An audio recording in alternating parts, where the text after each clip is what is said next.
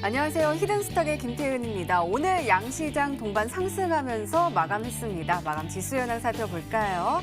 먼저 코스피 지수는 전거래일 대비 6.75포인트, 0.33% 상승한 2058.78에 거래를 마쳤고요. 코스닥 지수는 전거래일 대비 1.38% 오른 666.90에 장을 마감했습니다. 간밤에 미국 뉴욕 시장이 제롬 파월 미 연방준비제도 의장의 의회 증언을 앞두고 눈치 보기 장세가 펼쳐지면서 혼조세로 마감한 가운데 오늘 우리 시장은 어제 하락세에 따른 반발 매수세가 들어오면서 양시장 모두 강보합으로 장을 마감했습니다. 자, 오늘은 외국인 투자자들의 수급에 대해서 살펴볼까 합니다. 최근 일본 정부의 경제 보복 조치로 인해서 우리 시장 찬바람이 잔뜩 불어왔는데요. 그 안에서도 외국인들의 수급 지원으로 힘입어서 상승하고 있는 종목이 눈에 띄고 있습니다. 특히 대외 불확실성 확대에도 불구하고 지속적으로 외국인들에게 사랑을 듬뿍 받고 있는 반도체주가 눈에 띄고 있는데요.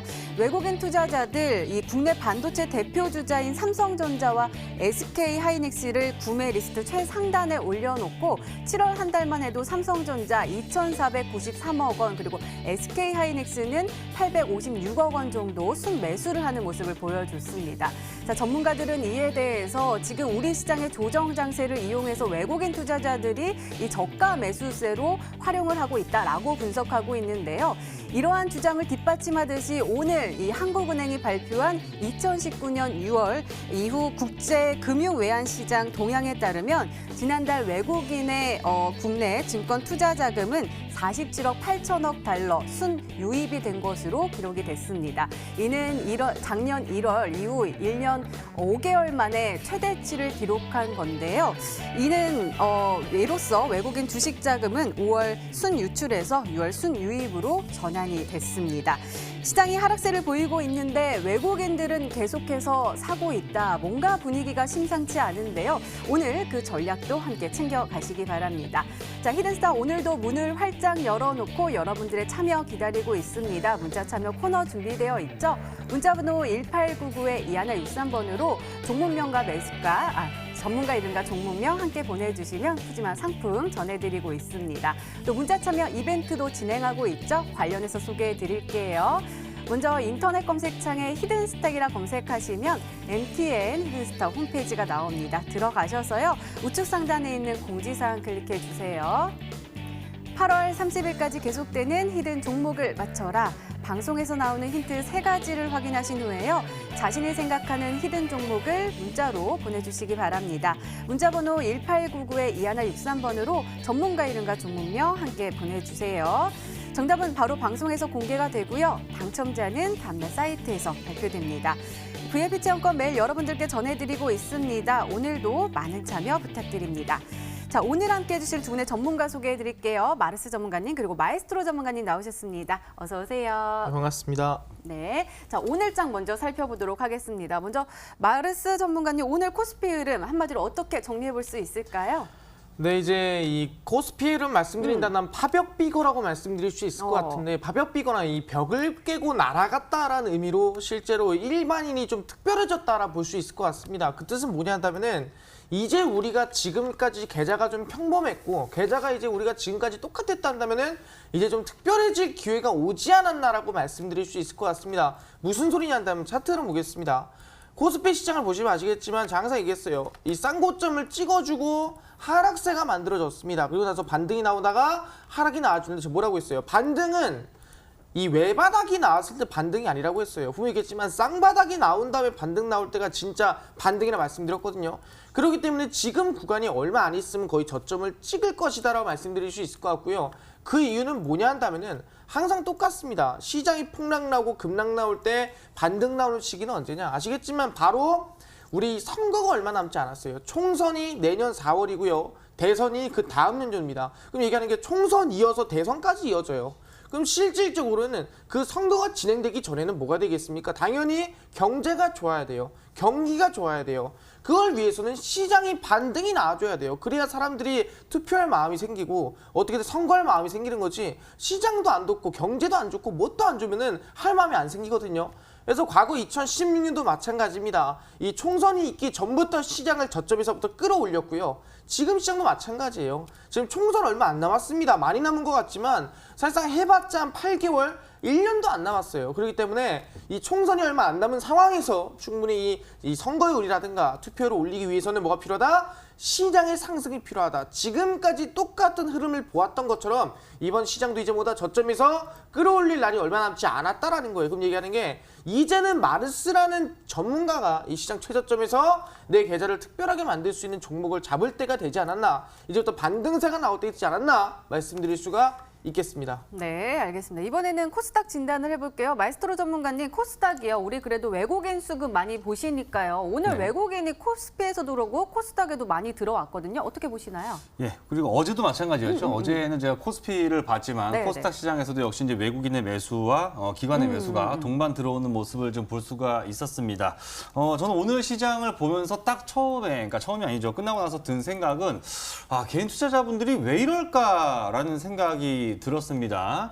사실 뭐 지금 시장의 위치는 연중 최저점까지 내려가 있는 상태에서 아마 여러분들이 뭐 아무리 어제 만약에 정말 가장 싼 구간에서 만약에 매수를 했다고 하더라도 지금 아마 갖고 계신 종목들이 그렇게 크게 수익 보는 종목들이 아마 많이 없을 거예요. 근데 왜 개인 투자자들은 시장이 연중 최저점 수준까지 내려간 지금 상황에서 주식을 헐값에 팔고 있고 그런 것들을 왜 외국인과 기관한테 싸구려 헐값에 던져주고 있는지를 좀 이해할 수 없었던 하루였던 것 같습니다. 그래서 좀 정리해서 말씀드리면 개인 투자자들이 시장이 정말 최바닥까지 내려온 시점에서 정말 개미 눈물만큼 올라갔는데 그거 헐값에 판 이 개인들의 물량을 외국인들이 쓸어 담고 있는 모습이 지금 감지가 되고 있다. 자, 여기서 이제 보시게 되면은 뭐 이게 숫자가 작긴 하지만 일단 이틀 연속입니다. 어제도 그렇고 오늘도 그렇고 이틀 연속으로 적어도 코스닥 시장에서는 이 외국인 투자자와 기관 투자자들의 동반 순매수가 진행이 되고 있는데, 자, 그 이쪽 위, 그러니까 어제와 오늘 이틀간의 이 위치를 차트상에서 보게 되면 어디냐면요, 여기. 지금 올해 2019년도 올 한 해 주가 흐름이 쭉 요 안에서만 이루어졌었고요. 그리고 작년도 10월 달에 최바닥까지 떨어진 것과 별반 차이가 안 나는, 즉 바꿔 말하면 2017년 4분기 이후에 거의 최저 구간까지 내려와 있는 이 밑바닥 구간에 바닥에서 고작 요거 올라왔다고, 어제는 뭐 공포성 투매 물량 혹은 반대 매매 물량이 있었다고 치더라도 오늘 지수가 올라오는 과정에서 사실 1.38% 올랐는데 이거 진짜 조금 올라온 거거든요.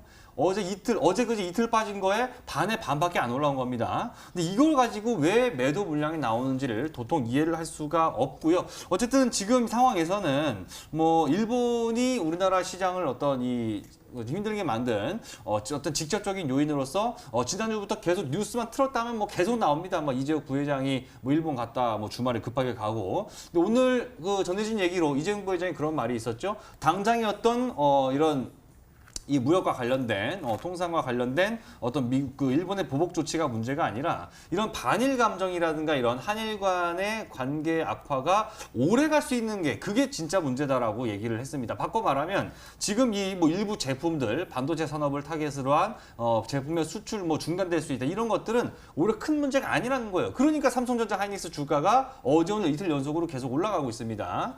그런 것들 따져봤을 때는 어떤 과도한 우려 속에서 심각할 정도로 많이 빠진 증시 속에서 제가 항상 뭐라 그래요? 요즘 여러분들한테 계속해서 주워 먹자.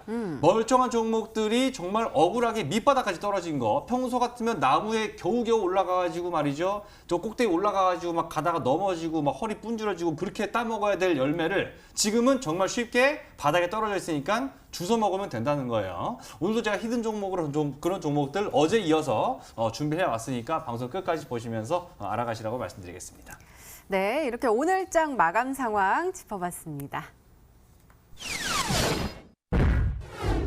네, 이번에는 전문가 눈에 띈 특징주 한번 살펴볼게요. 먼저 마르스 전문가께서 일지테크 가지고 오셨습니다.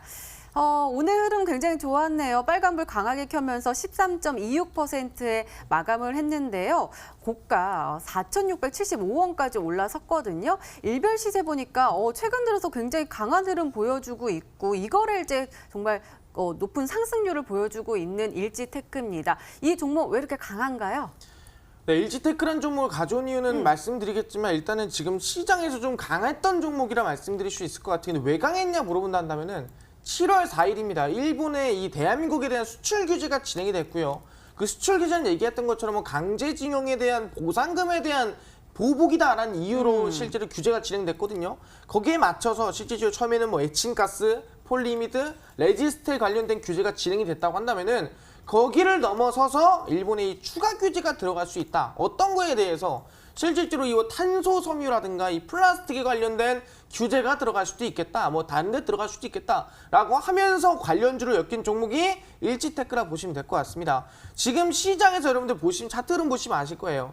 지금 가장 크게 가는 종목들, 지금 시장에서 가장 크게 급등한 종목들은 다 일본의 수출 규제 관련 종목 중 하나라고 보시면 될 것 같습니다. 실질적으로 뭐 얼마 전에 우리가 무역 전쟁이나 수출에 대한 이슈가 있었던 게 뭐였습니까? 트럼프에 대한 이슈였죠. 그래서 이번에 아베 총리가 트럼프를 따라한다는 얘기도 있어요. 하지만 지금 가장 이슈가 되는 건 국가 대 국가에 대한 문제들. 거기에 따라서 시장 규모가 얼마라고 했습니까? 지금 이 대일, 일본에 대한 경상수지에 대한 적자가 대략 700조라 말씀드렸습니다. 그 정도로 규모가 큰 정도인데 거기에 대해 종목들이 과연 찔끔찔끔 움직일 수 있겠는가? 당연히 이 정도 규모라 한다면은 뭐 실제로 이 미종무역 전쟁으로 종목들이 뭐 200%씩 300%씩 갔다 한다면은 그 정도까지는 아니겠지만 거기에 준하는 뭐 100%나 충분히 50% 이상 급등 나온 종목들이 충분히 나올 수 있는 게 지금 일본 수출 규제 관련 종목들이라 말씀드릴 수 있겠다는 거예요.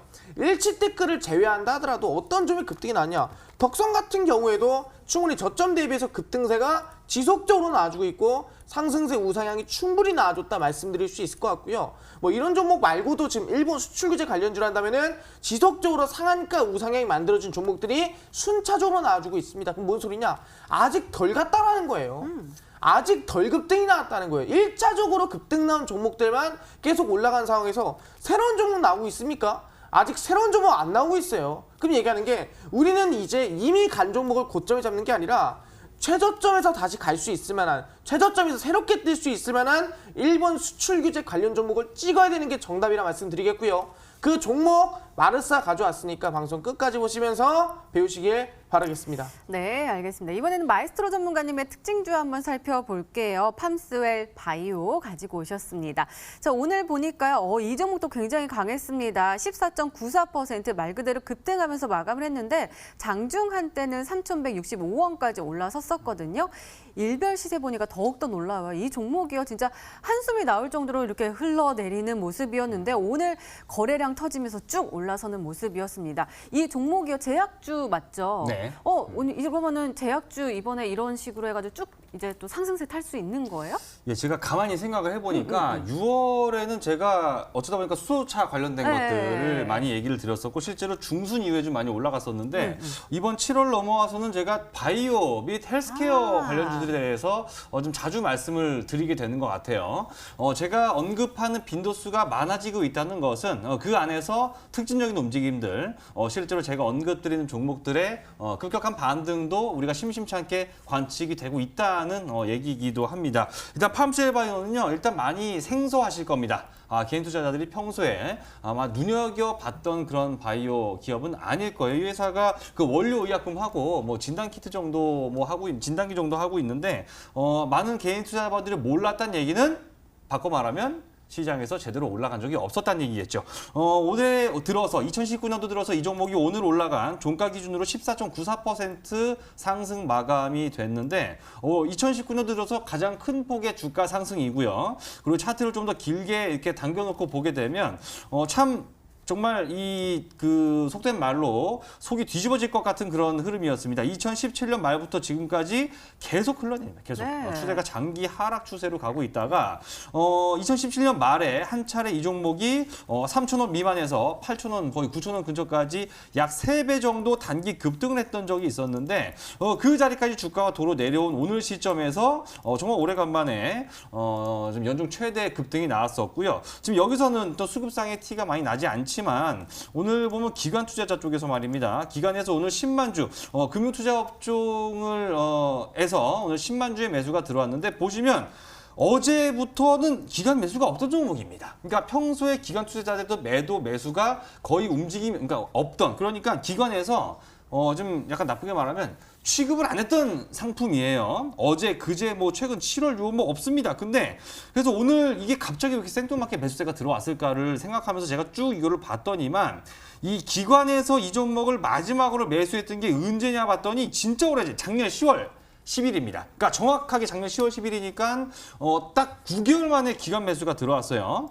한동안 거의가 아니죠. 아예 10개월 동안 매수를 안 하고 있다가 9개월 만에 매수가 들어왔다고 하는 것은 또 그 자리가 공교롭게도 어디입니까? 공교롭게도 재작년에 급등 출발했던 주가 3배의 이 급등이 시작해서 그때 자리에서 다시 간다라고 하는 것은 어쨌든 지금 시장에서는 항상 제가 주워 먹자라는 표현 아까도 제가 썼습니다만은 시장이 하락하는 과정, 급락 폭락하는 과정에서 당연히 떨어져도 시원찮을 종목, 문제가 있는 종목들도 빠지지만 다른 한편에서는 정말 억울하게 아무런 문제도 없는데 단지 시장이 떨어져서 시장이 폭락해서 투자 심리가 죽기 때문에 억울하게 떨어진 것들은 우리가 재빠르게 주워 먹어야 된다고 말씀을 드리고 있는데 바로 이런 종목이 그런 것에 해당이 된다고 말씀을 드릴 수가 있겠어요. 그래서 이런 것에 착안한다면 역시 전저점 지지받고 이러면 전고점을 향해서 그렇죠. 다시 한번 주가가 올라가는 초석을 다지는 이렇게 시세가 출발하는 자리.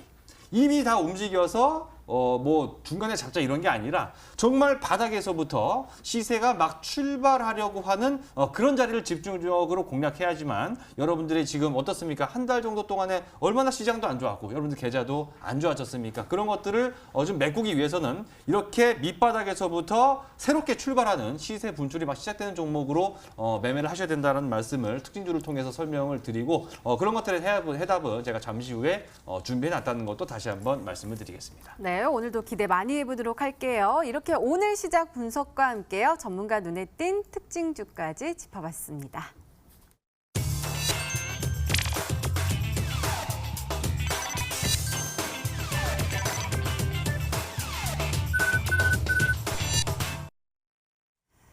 네, 지난 히든 종목의 AS 도와드리고 있습니다. 먼저 마에스트로 전문가께서 도와주실 건데요. 두 종목 가지고 오셨습니다. 첫 번째 종목은 TNR 바이오팹입니다. 바로 어제 히든 종목으로 오늘이 매수일이었고요. 목표가 16,000원인데 1거래일 만에 최고가 수익률 5.98%를 기록하고 있습니다. 자, 전문가님, 이 종목이요. 저에게는 또 무서운 기억이 있는 그 인공 강막이긴 한데 장기 밀매 얘기하셔가지고 그러고 보니까 왜 12시에 저 안 기다리세요? 저는 퇴근이 10시라서. 그래요? 어제 잘 들어가셨네요, 그래도. 잘 다행히. 들어갔습니다. 네. 그랬는데요. 네. 이 종목이요. 강하게 빨간불 켰고요. 또 힘도 안 빠지고 그래도 종가가 4.78% 잘 지켜주면서 마감을 했거든요. 이 종목 목표가까지 쭉쭉 올라갈 수 있겠죠? 일단은 뭐 출발은 나쁘지 않게 출발을 잘 해준 것 같고요. 뭐 일단 시장 수익률에 비해서는 한 3번 정도 일단은 좀 나은 모습으로 출발을 했습니다. 어제 이거 제가 말씀을 드리면서 분명히 좀 얘기를 드렸던 것은 항상 그랬죠. 자, 이 종목이 일단 가장 매력적이었던 이유는 주가가 많이 빠진 겁니다. 이미 고점에서 반토막이 나 있다. 즉 멀쩡한 종목, 그냥 똑같이 영업활동 잘하고 있는 애가 주가만 그냥 단순하게 반토막 났다, 3분의 1 토막 났다. 가격이 저렴해진 것만큼 호재가 없습니다. 주식시장에서는. 그래서 일단 그것이 1차적으로 매력을 느낄 수가 있었던 부분. 게다가 최근 주가가 하락하는 과정에서는 저점에서 외국인 매집이 들어오는 것도 제가 설명을 드렸었죠.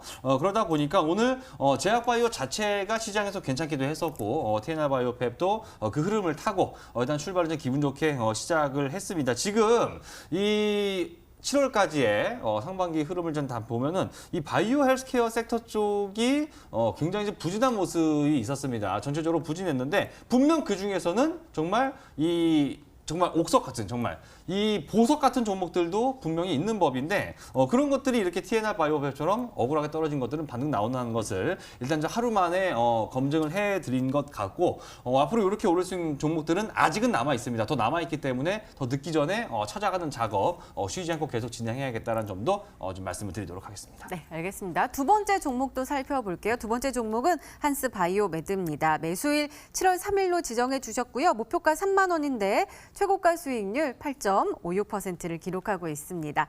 오늘도 빨간불 켜면서 다행히 마감을 했습니다. 1.21% 상승하면서 25,000원에 마감을 했는데요. 이 종목이요, 기억이 나요. 우리 그 중국 시장을 겨냥할 수 있다라면서 소개를 해주셨던 종목인데 그때 우리가 매수할 때는 쭉 올라가는 인의 힘을 빠지고 다시 지금 우리 매수 가격보다 조금 아래로 내려온 상황이거든요. 네. 앞서서 TNR 바이오팹도 더 올라갈 가능성이 있다. 제약바이오주 힘을 낼 수 있다라고 하셨는데 이 종목이요. 어때요? 이거 좀 지금 내려와 있긴 하지만 다시 올라갈 가능성이 크다고 생각을 하시나요? 예, 일단 그때가 매수 당일날 급등할 수 있었던 건 그 중국에서 식약청에서 네, 그 네, 실, 네. 그렇죠? 맞아요, 맞아요. 허가 받아왔다고 해서 그것 때문에 하루 바로 그냥 급등했다가 그 다음부터 다시 이제 차트 보시면 요 네모칸 쳐진 부분입니다. 그래서 첫날 바로 10% 정도 기분 좋게 올라갔다가 이후로는 힘을 못 쓰고 지금 이제 매수가 근처로 도로 내려와 있는 상황이 돼버렸는데 자 이거 아시다시피 이 종목이 악재가 있어서 빠진 게 아니라 그 사이에 시장이 정말 연중 최대 폭의 폭락이 있었던 거거든요. 그래서 이 종목은 약간 좀 아쉬운 어떤 측면에서 제가 좀 재차 언급을 드리는 건데 솔직히 뭐 갖고 계셨다면 만약에 뭐 단기간에 팔았다면 다시 사도 되는 거지만 그대로 갖고 계신 분은 다시 시세가 이렇게 좀 오늘 아랫꼬리와 함께 양봉으로 되돌리면서 호재는 살아 있습니다. 그렇기 때문에 그런 종목은 얼마든지 다시 재차 급등이 나올 수 있다는 거 생각하시면서 한스바이오메드도 여전히 긍정적인 관점으로 계속 보시길 바라겠습니다. 네, 한스 바이오메드는 이 제공약이 가능하다라는 관점 주셨으니까요. 잘 참고하시기 바랍니다. 자, 이번에는 마르스 전문가님의 지난 히든 종목 한번 살펴볼게요. SAMT 가지고 오셨습니다. 매수일 7월 8일로 지정해 주셨고요. 목표가 2,370원으로 설정해 주셨습니다. 자, 오늘 흐른 좋았네요. 3.77% 빨간불을 강하게 켜면서 마감을 했는데요. 이 종목이요. 우리가 참 좋은 것 같아요. 이 종목. 우리가 매수할 때는 파란불을 켜면서 음봉을 쫙 해주더니 그 다음부터 빨간불 하면서 차트를 이렇게 좀 돌려 세우는 모양새예요. 목표가까지 잘 갈 수 있는 느낌적인 느낌이 빡 드는데요. 네, SAMT 같은 경우는 제가 이 개인 투자자분들을 굉장히 사랑하는 마음에서 들었던 종목 중 하나였다 말씀드리겠고요. 지난주 금요일 날 히든주였습니다. 그리고 공개하고 나서부터 종목 자체가 충분히 일본 수출 규제 관련 수혜를 받으면서 주가가 좀 상승이 나왔다 볼 수 있는 부분이라 보시면 될 것 같고요. 이제 3% 올랐습니다. 솔직히 말하면 얼마 오르지도 않았어요. 그렇기 때문에 목표가가 2,370원 아니겠습니까? 일단 1차 목표가 2,370원 라인 때 잡으시면서 가시라 말씀을 드리겠고요. 충분히 아마 SAMT는 아마 제가 이 개인 투자자분들을 좀 많이 좀 이 사랑하는 만큼 좀 올라가지 않을까 말씀드릴 수 있을 것 같습니다. 그렇기 때문에 천천히 목표가 잡고 홀딩하셔라 말씀을 드리겠습니다. 네, 저 방금 못 봤는데 어떻게 하신 거예요? 사랑하는 만큼? 네, 사랑하는 만큼. 네. 네, 알겠습니다. 오늘도 사랑 많이 주세요. 네. 알겠습니다. 이렇게 지난 히든 종목의 에이스까지 도와드렸습니다. 네, 이제 본격적으로 오늘의 히든 종목 힌트 3가지가 공개됩니다. 그리고 여러분들의 추리도 시작이 되죠? 문자 보내주세요. 문자 번호 1899-2163번으로 전문가 이름과 종목명 함께 보내주시면 푸짐한 상품 전해드리고 있습니다. 또 문자 참여 이벤트도 진행하고 있죠? 관련해서 소개해드릴게요. 먼저 인터넷 검색창에 히든스탁이라 검색하시면 MTN 히든스탁 홈페이지가 나옵니다. 들어가셔서요. 공지사항 클릭해주세요. 8월 30일까지 계속되는 히든 종목을 맞춰라. 방송에서 공개되는 힌트 3가지를 확인하신 후에요. 아, 이 종목이다 라고 생각이 되시면 문자 보내주시면 됩니다. 문자 번호 1899-2163번으로 전문가 이름과 종목명 정확하게 보내주세요. 정답은 바로 방송에서 공개가 되고요. 당첨자는 다음날 사이트에서 발표됩니다. 오늘도 VIP 지원권 준비되어 있습니다. 오늘도 많은 참여 부탁드립니다. 자, 그럼 본격적으로 시작을 해볼까요? 먼저 마르스 전문가님의 첫 번째 힌트입니다.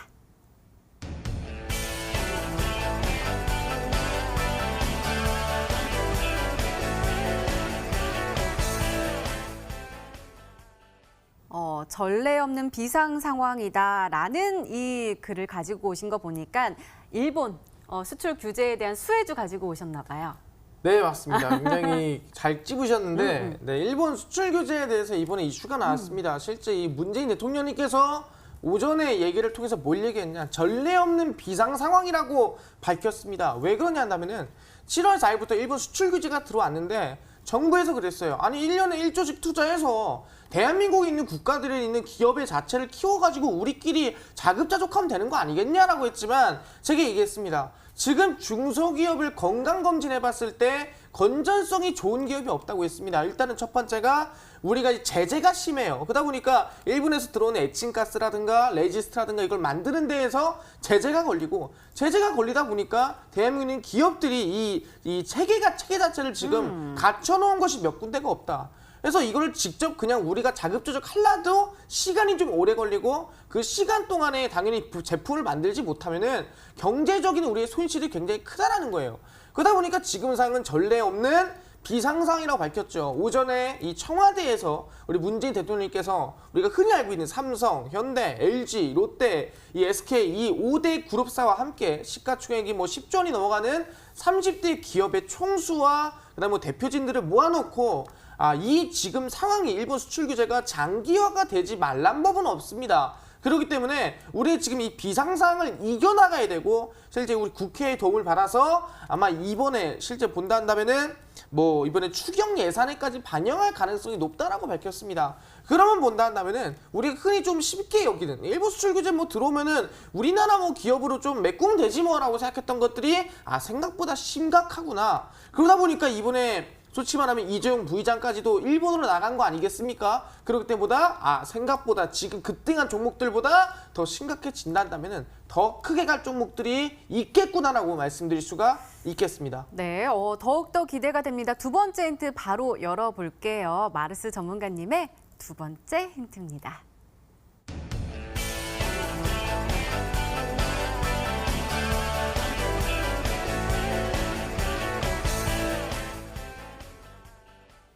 저도 이 뉴스 보고요 정말 황당했어요. 일본이 더욱더 큰 소리를 치더라고요. 뭐 우리 정부가 일본에서 산 거를 북한에 밀반입했다라는 이 생뚱맞는 주장까지 내세우고 있더라고요. 그래서 이게 더 수혜를 더 받을 수 있다라는 거예요. 이 내용이?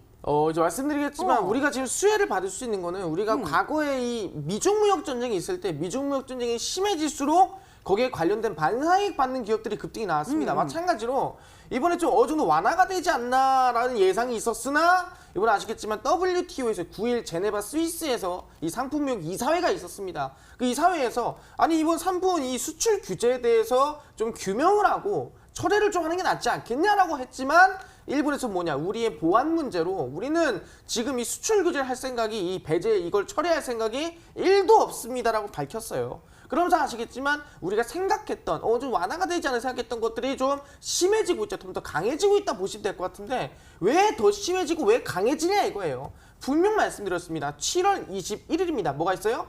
일본엔 참의원 선거가 있습니다. 참의원 선거란 우리가 국회의원 선거라 볼 수 있을 것 같고요. 그중에도 상원에 해당되는 국회의원을 생각하시면 될 것 같습니다. 근데 이 참의원 선거가 중요한 게 뭐냐? 왜 굳이 이번에 참의원 선거 때문에 일본 수출 규제가 진행을 했냐? 물론 아시겠지만 수출 규제 진행함으로써 이 아베 총리의 지지율을 끌어올리기 위함이라고 볼 수 있을 것 같아요. 왜? 이 총리라는 건 원래 국회의원들 사이에서 국회 의결을 통해서 뽑습니다. 우리 아시겠지만 국민들이 선거를 하지만 일본은 달라요. 일본은 국회에서 국회의원들끼리 의결을 해서 뽑아내는 게 총리라 볼 수 있을 것 같습니다. 근데 중요한 건 뭐냐? 그 국회의원이 임기가 6년인데 3년에 한 번씩 절반 정도는 선거를 진행해요. 그럼 얘기하는 게 이번 7월 20일이 그 참여연 선거입니다.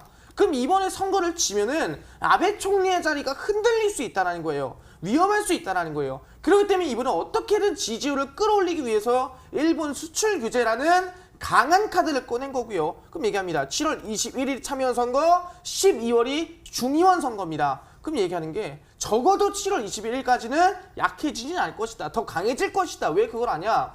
이번에 규제가 들어가기 전에 이 첨단 기술에 대한 무역에 대한 이 새로운 이 반을 개설을 했습니다. 그러니까 미리미리 아시겠지만 무역 규제를 할 거에 대해서 미리 예측을 하고 미리 준비를 오랫동안 해왔다라는 거죠. 그렇기 때문에 잠깐 동안에 끝날 문제가 아니다. 일본 수출 규제는 더 강해질 것으로 예상이 된다. 그러면은 그 수혜주 급등 상승 우상향 기대된다 말씀을 드리겠습니다. 네, 이렇게 두 번째 힌트까지 열렸습니다. 마이스트로 전문가님 혹시 생각나는 종목 있으세요? 그러니까 한일 무역 전쟁이 더욱더 심화될수록 기분은 나쁘지만 더욱더 강한 상승의 힘을 받을 수 있는 종목이라고 하셨거든요. 예, 기분이 나쁩니다. 왜냐면 이거는 힌트가 아니고 뉴스를 그냥 가져오신 거라서 솔직히 말해서 근데 약간 한 가지 좀 짐작되는 부분은 뭐 끝에 알려주시겠죠. 네. 짐작되는 부분은 일단은 그 흔해 빠진 이제 이미 올라버린 예를 들면 뭐 후성이라든가 동진세미캠 같은 이런 이제 소재 관련 종목들은 이미 다 올라버린 흔해 빠진 종목들이라서 아마 그거를 갖고 오진 않으셨을 것 같고 장비들 중에서 어쨌든 간에 그 뭐 근간이 대통령이 자꾸 이렇게 하는 것도 어쨌든 이 반도체 디스플레이 산업이 결국 제일 핵심이거든요. 그래서 이쪽 종목 중에서는 일단 고영이라는 종목이 있는데 이 종목이 지금 아시다시피 뭐 최근 주가가 사실은 많이 밀렸다가 별로 못 올라왔습니다. 작년 최고가 대비해서 현재 대략 한 30% 가까이 내려가 있는데 이 종목이 그 반도체 중에서 그 3D 검사 장비를 만드는 굉장히 좀 약간 뭐랄까요 프리미엄이 있는 그래서 그런지 몰라도 지금 2014년 이후로 외국인의 매도가 나온 적이 없습니다. 이 종목은 외국인이 빠져나간 적이 없어요. 그래서 이참에 만약에 좀 딛고 올라간다면 고영이 다시 한번 신고가 랠리를 향해서 갈 수 있을 가능성은 좀 있어 보이고 그 다음에 아마 이거 아실 거예요. APS 홀딩스라는 종목이 이 종목이 최근에 흐름 정말 좋습니다. 4,000원대 있다가 저번 달 말에 지금 7,000원대까지 80% 한 달도 안 되는 사이에 80%가 올라갔는데 이 APS 홀딩스를 당연히 이걸 사자고는 안 하실 거고 그죠? 그래서 이것이 최대 주주로 가 있는 이 AP 시스템이라는 종목도 이 반도체 디스플레이 장비 업체인데 이거 박살나다가 오늘 요 양봉 뜨고 아마 이런 거 좀 공략을 하시지 않았을까라는 생각이 들어서 차트로 보면 약간 AP 시스템 같고 업황을 봤을 때는 고영 같고 한데 솔직히 틴트가 약간 좀 두루뭉실해 갖고 세 번째 거 보고 우리 시청자분들이 최종 판단을 좀 해주셔야 될 것 같습니다. 네, 그럼 세 번째 힌트 열어볼게요. 마르스 전문가님의 세 번째 힌트입니다.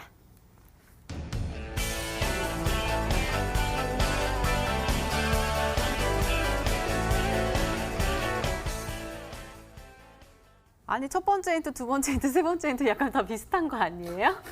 느낌이 좀 다릅니다. 아, 그래요? 네네. 웃고 계시잖아요. 비슷하죠? 비슷하죠? 이거 아니 입장 바꿔서 이거 어떻게 맞지? 이거 시청자분들 항의 문자 올 것 같은데. 마지막 얘기 들으시면 다 할 수 있어요. 아, 진짜요? 네, 네, 한번 들어보세요. 말씀드리겠지만 이번에 삼성전자가 가장 피해를 받고 있는 게 비메모리 반도체예요. 그렇기 때문에 이 삼성전자가 비메모리 반도체 해결하려면은 그 관련해서 필요한 기업들이 있을 겁니다. 실질적으로 아시겠지만 이미 이 기업에 대해서 어느 정도 필요하다 또는 이 기업에서 어느 정도 필요하다라는 어필을 한 적이 있고요. 충분히 아시겠지만 이번에 일본에서 들어오지 못하는 거에 대해서 국내 기업에 자급자족해야 돼요. 그 관련된 수혜주라 볼 수 있을 것 같고요. 거기에 더불어서 얘기했습니다. 일본 수출 규제까지 들어갈 수 있을 만한 종목이다. 그러니까 삼성과 연관된 종목들 중에서 일본 수출 규제가 들어가는 종목을 찾으면은 아마 충분히 그 중에 하나 골라낼 수 있지 않을까 말씀드릴 수가 있을 것 같습니다. 네, 알겠습니다. 종목 추리는 계속됩니다. 계속해서 문자 많이 보내주시고요. 마르스 전문가님의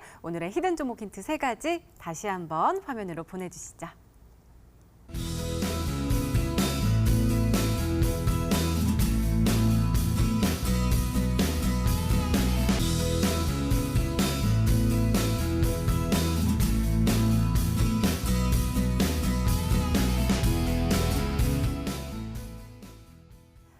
네, 오늘의 히든 종목이 한 종목이 남아있죠. 이번에는 마이스트로 전문가님의 오늘의 히든 종목 힌트 3가지가 공개되도록 하겠습니다. 계속해서 문자 많이 보내주세요. 문자번호 1899-2163번으로 전문가 이름과 종목명 함께 보내주시면 푸짐한 상품 전해드리고 있습니다.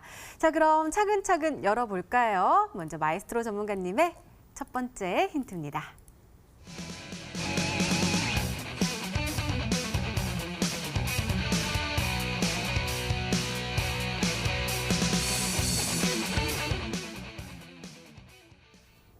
그러니까 이거 다시 말하면은 3분의 1, 네. 3분의 1, 그러니까 60% 정도 빠진 종목인 거 맞죠? 뭐 아나운서시니까는 그런 표현 쓰면 안 되겠지만 쉽게 말하면 작살났다. 이렇게 작살났다. 말을 하면 될 것 같아요. 3분의 1 수준으로 주가가 떨어졌습니다. 네. 아까 제가 말씀을 드렸지만 이제 폭락장이라고 하는 것은 종목의 어떤 개별적인 어떤 악재나 이유가 아니라 단순히 시장이 빠지기 때문에 그 안에 속해 있는 종목들이 아무 이유 없이 다 두드러 맞는 이런 현상을 좀 겪게 되는데 당연히 시장이 정상화 되는 순간부터는 멀쩡한 종목부터 올라오겠죠. 당연히 빠져야 될 놈들은 계속 밑에 머물러 있습니다. 자, 아까 어제 제가 말씀드린 TNR 바이오팩 같은 경우도 보시게 되면은 어제 제가 말씀드린 가격대가 자, 보시면 고점 대비 반토막이 났습니다. 반토막. 24,000원짜리가 12,000원대까지 주가가 내려왔어요. 하지만 그 사이에 이 종목은 아무런 잘못이 없습니다.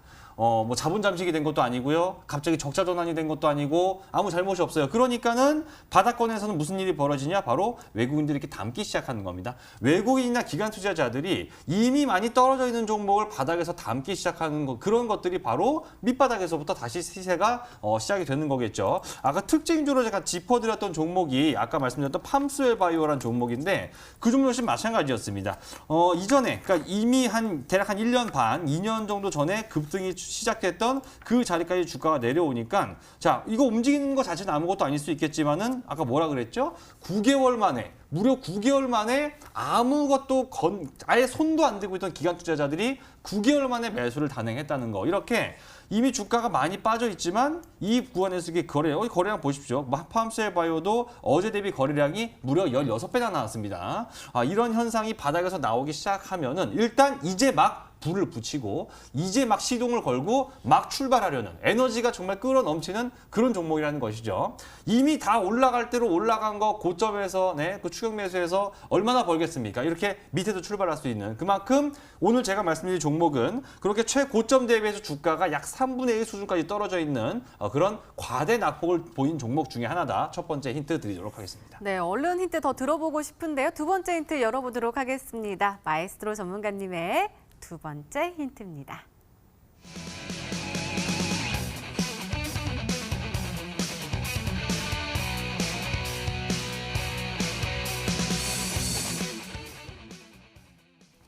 두 가지에 이렇게 판을 다 걸쳐놓고 있네요. 네. 경협주이기도 하고 의료기기 관련주다. 근데 이 앞에 숨겨져 있다 했어요. 왜 숨겨져 있어요? 아무도 모르거든요. 아하. 아직. 왜냐하면 이제 일단 첫 번째 의료기기 관련해서는 제가 지난주 월요일날 월요일 아니었죠. 지난주 화요일날 말씀드렸던 이 한스바이오메드가 바로 다음날 매수 당일날 10%가 올라갔었고 어제 말씀드린 TNR 바이오팩도 매수 당일이 오늘 한 5% 정도 일단 수익권으로 안정적으로 출발하고 있는데 이런 식으로 지금 의료기기 관련주들이 시장에서 아마 많이 아직은 그렇게 유명해지진 않았지만 이제 점점 불을 붙여가고 있습니다. 그래서 의료기기 관련주라는 기본적인 이 업종에 속해 있는데 이게 제가 왜 지금 경협주가 숨겨져 있나 그랬냐면 이 회사가 지금 어디냐?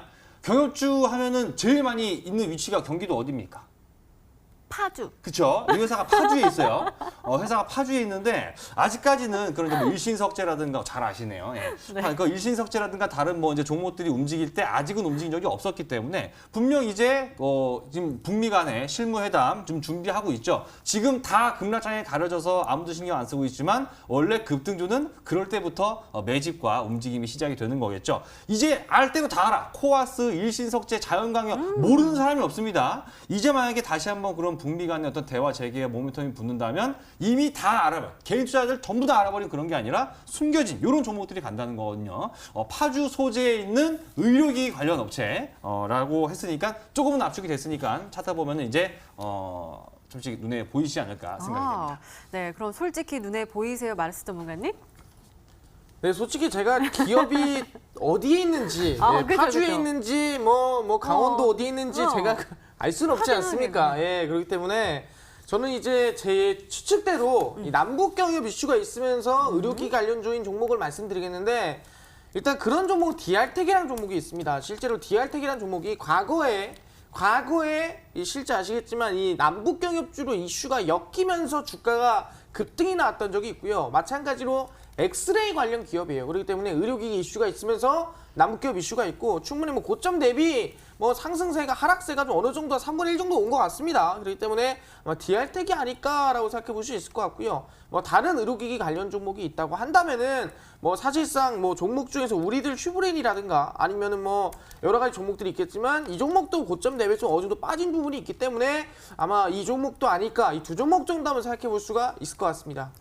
네, 알겠습니다. 그렇다면 마지막 힌트까지 들어보면 종목명을 정확하게 알 수 있을까요? 마에스트로 전문가님의 세 번째 힌트입니다.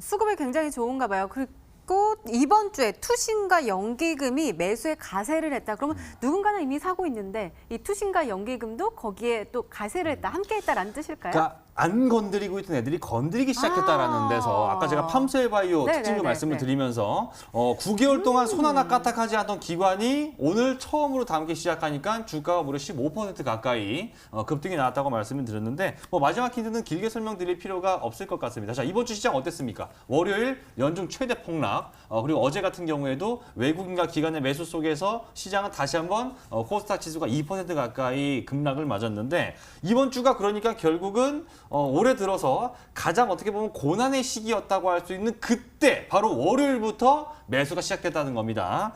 기관 투자자가 들어왔다는 것만 하면 약간 좀 헷갈릴 수도 있기 때문에 좀 더 구체해서 말씀드리면 이 기관 중에서도 작은 규모가 당연히 좀 높은 편인 이 투신권 그리고 연기금 쪽에서 이번 주 들어서 매수를 시작했다.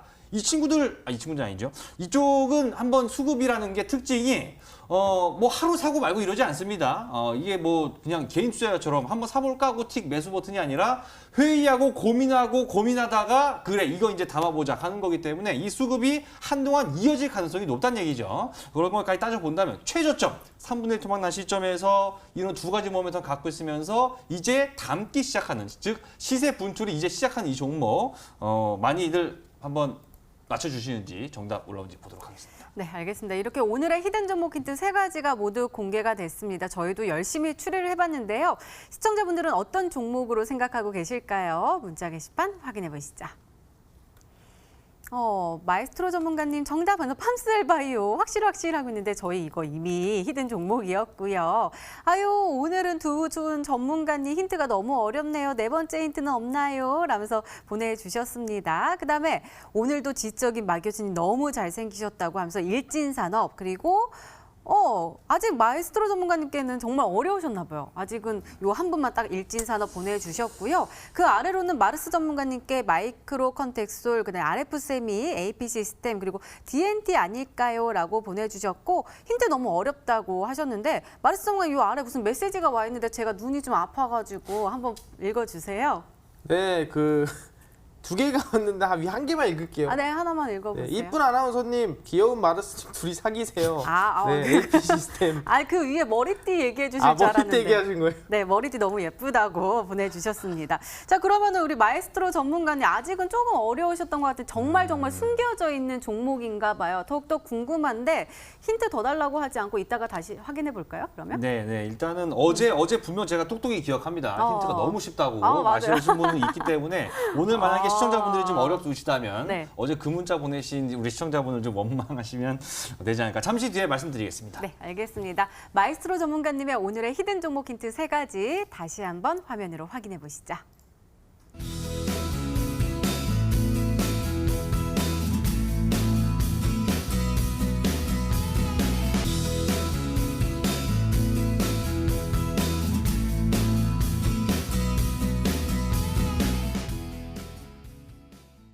네, 오늘도 둘 중 한 종목은 방송에서 바로 공개가 되죠. 오늘은 마르스 전문가님의 히든 종목입니다.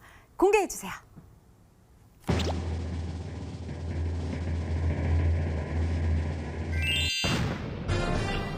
RF세미가 정답이었습니다. 아까 우리 문자 게시판에서 한 분이 RF세미 보내주셨던 걸로 기억이 나는데요. 가격 전략이 더욱더 중요하잖아요. 잘 좀 세워주세요. 네, 이제 RF세미 같은 경우는 아시겠지만 이번에 일본 수출 규제 이슈가 엮이면서도 실제 이 삼성의 MPU 관련 기업 중 하나라고 말씀드릴 수 있을 것 같습니다. 이 차세대 비메모리 반도체, 4세대 반도체로 엮이는 기술이라 볼 수 있을 것 같고요. 그렇기 때문에 삼성의 그 차세대 비메모리 반도체, 삼성의 차세대 반도체와 엮이면서 더불어서 일본 수출 규제까지 엮이는 종목이라 볼 수 있을 것 같습니다. 그렇기 때문에 중요한 거는 지금 구간에서 이제 단기 반등이나 단기 상승이 기대해 볼 만하다. 왜 이제 저점이니까요. 그렇기 때문에 이 종목 매수는 시초가 이하입니다. 음봉이 나오면 꼭 매수하셔라 말씀드리고요. 손절가 나이대는 대략 7,300원 나이대입니다. 이 구간이 매물대니까 꼭 손절가 지키면서 대응을 하시고 목표가는 상단의 매물대입니다. 8,500원 나이대 가져가시면서 안정적인 대응들 꼭 하셔라 말씀드리도록 하겠습니다. 네, 마르스 전문가님 오늘의 히든 종목 바로 RF셈이었습니다. 매수가 다음날 시초가 이하로 목표가 8,500원 그리고 손절가 7,300원으로 세워주셨으니까요. 가격 전략 잘 참고하셔서 꼭 행복한 수익률로 보답받으시기 바랍니다. 자, 마이스트로 전문가님 오늘의 히든 종목 정말 어려우셔가지고 문자가 안 왔단 말이에요. 그래서 네. 더욱더 궁금해하실 것 같아요. 그 종목 어디서 확인해 볼 수 있을까요? 예, 확실하게 좀 알고자 하시는 분들에게만 특별하게 좀 알려드리고 싶습니다. 일단은 뭐 아실 거예요. 여러분들이 부정하고 싶다고 하더라도 지금 바이오 헬스케어 관련주들이 올 한 해 계속해서 찬밥 취급을 받다가 뭐 어제 급락했던 신라젠이 정말 저승길로 가는 줄 알았더니만 오늘 상방 VI를 갔었죠. 그런 식으로 지금 분위기가 조금씩 변해가고 있는 그 시점에서 북미 간의 회담 재개, 실무자 회담이 또 진행이 되고 있는데 시장에서 아무도 신경 쓰지 않고 있습니다. 그런 데서 바로 급등이 시작이 되는 것이죠. 그 두 가지 모멘텀을 동시에 갖고 있는 종목 잠시 후 9시부터 온라인 공개 방송에서 가격 전략과 함께 상세히 알려드릴 텐데 자, 종목 하나가 여러분들의 계좌와 인생을 단번에 바꾸지는 못하겠지만 그런 것들이 반복되고 누적되고 쌓이다 보면 바뀔 수 있습니다. 그 첫 걸음을 오늘 7월 10일 날짜부터 시작하시라고 말씀드리겠습니다. 네, 마이스트로 전문가님의 오늘의 히든 종목과 전략이 궁금하신 분들은 온라인 무료 방송 참여해 주세요. 참여 방법 소개해 드릴게요. 먼저 인터넷 검색창에 히든스탁이라 검색하시면 MTN 히든스탁 홈페이지가 나옵니다. 들어가시면 방송 보기 배너 나와 있으니까요. 오늘 놓치지 마시고 꼭 챙겨가시기 바랍니다. 자, 오늘 공개된 종목부터 힌트까지 다시 한번 정리했습니다. 화면으로 확인해 보시죠.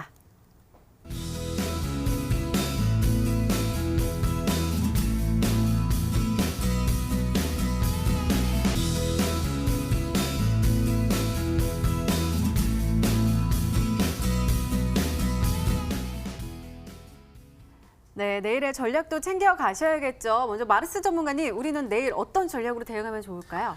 네, 일단은 종목들이 아까 말씀드린 대로 수급이 몰리는 곳은 결국엔 일본 수출 규제 관련주입니다. 그렇기 때문에 일본 수출 규제가 이거 단기간에 끝날 문제는 아니라고 보고 있거든요. 그렇기 때문에 아마 일본 수출 규제 관련주를 집중적으로 해서 보시는 게 좋다 말씀드리겠지만 중요한 건 뭐냐?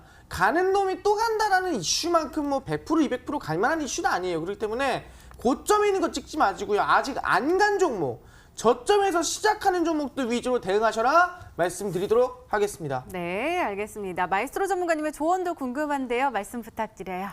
예, 아까 처음에도 말씀을 드렸지만 사실 개인 투자자분들이 본인이 개인 투자자라고 해서 개인 투자자처럼 매매를 하면 안 됩니다. 지금 뭐 일본과의 어떤 이런 무역 통상 마찰 그리고 아직까지 명확하게 풀리지 않는 미중 간의 무역 갈등 그리고 미국의 금리 인하와 관련된 새롭게 또 부상하는 불확실성 이런 것들이 TV만 틀었다 하면 뉴스에 계속 나오니까 마치 뭐 우리나라 국가 경제가 파국으로 가는 것 같은 굉장히 어떤 공포 심리가 조장이 되면서 지수가 연중 최저점까지 떨어진 이 바닥에 이틀 연속으로 개인 투자자들이 매도를 하고 있습니다. 1,300억 원씩이나. 그러면 안 된다는 겁니다. 지금은 약간 좀 상황을 당장 하루 이틀 뒤가 아니라 1, 2주 뒤를 바라보고 한다면 단기간에 급등할 수 있는 종목을 좀 비교적 쉽게 잡을 수 있는 저점 구간이라는 걸 절대 잊으시면 안 되고 지금 시장에서 급등 나오는 종목들 뭐 여럿이 있습니다만은 정말 안정적인 급등 참 말이 역설적이긴 하지만 정말 이 안전한 자리에서 급등이 나온다는 거거든요. 그런 것은 바로 이 과대 낙폭 종목들, 정말 기업의 내용은 아무 문제 없지만 주가만 떨어진 과대 낙폭 종목들이 올라가고 있다는 겁니다. 그것을 잡을 수 있는 최적의 시장이라는 거 꼭 좀 기억을 하시되, 자, 그래서 가장 밑바닥, 정말 이 나락으로 떨어졌지만 거기서부터 제대로 된 주가가 다시 2배, 3배 올라갈 수 있는 그 첫 파동이 시작되는, 첫 시세 분수리 시작되는 그 시작하는 자리, 거기에 있는 거 반드시 잡아야 됩니다. 여러분들이 못 찾으신다면 잠시 후 9시 온라인 공개 방송에서 제가 직접 찾은 종목으로 수익, 매매 시작하시기 바라겠습니다. 네, 알겠습니다. 이렇게 내일을 준비하는 히든 전략까지 나눠드렸습니다.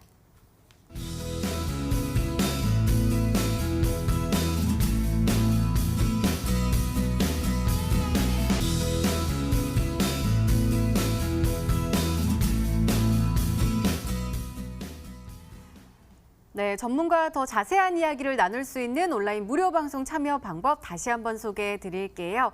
먼저 인터넷 검색창에 히든스타이라 검색하시면 MTN 히든스타 홈페이지가 나옵니다. 들어가시면 방송 보기 배너 나와 있으니까요. 오늘 이 방송 끝나고 9시부터 시작하니까 놓치지 마시고 꼭 챙겨가시기 바랍니다.